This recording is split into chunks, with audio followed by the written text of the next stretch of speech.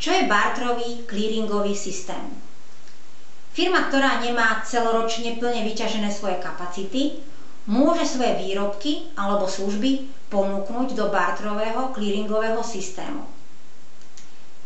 Na tieto výrobky a služby nájdeme pre túto firmu odberateľov, zákazníkov, ktorí za tieto nákupy zaplatia časť v eurách, v peniazoch a časť v barterových prostriedkoch, v barterových peniazoch.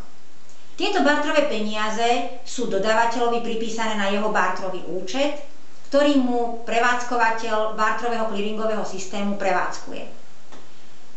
Pomocou barterových clearingových prostriedkov môže náš klient nakupovať to, čo potrebuje v oblasti réžie, prevádzky, takisto v oblasti údržby, generálka strojov a zariadení.